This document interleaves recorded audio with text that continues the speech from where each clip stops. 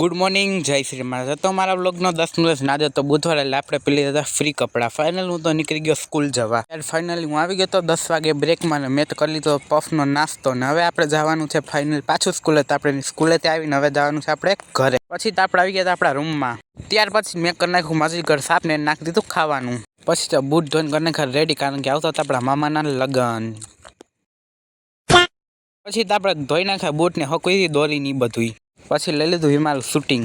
ત્યારબાદ મારે જાનું તાળું લેવા તો હું પગ્યો ફાઇનલ તાળું લેવાને આવી ગયા આપણે ઘરે આવીને જોઈ પડ્યા હતા બોર, આપણે ફટાફટ ખાઈ લીધા બોર। ઘરે આવીને આપણે બદલાઈને ખાતા કપડાં ફાઇનલ આપણે પેલી તો નાઈડી। પછી આપણે ઉઠાય સવારમાં વહેલા આપણે હોઈ ગયા હતા। ફાઇનલ ઉઠી ગયા હતા ને પડી ગઈ હતી હાંજ, એટલે આપણે પગી ગયા ઘરે આવીને આપણે કરી નાખ્યો ચા અને નાસ્તો।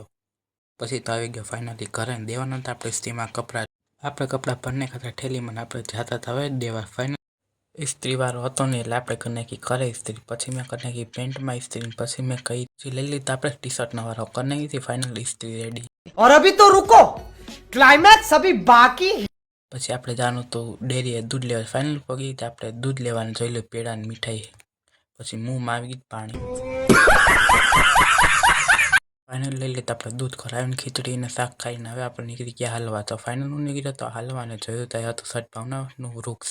પછી ટ્રેન આવી ગઈ થઈ ગયો તો રસ્તો બંધ। આવી ગયો તો હું ઘરે આવીને હું તો વાંચવા માંડ્યો બુક, કારણ કે હું હપ્તા પહેલાં દરરોજ વાંચું 1 કલાક બુક। બસ આજના વ્લોગમાં આટલું જ, મળીએ આપણે નેક્સ્ટ વ્લોગમાં।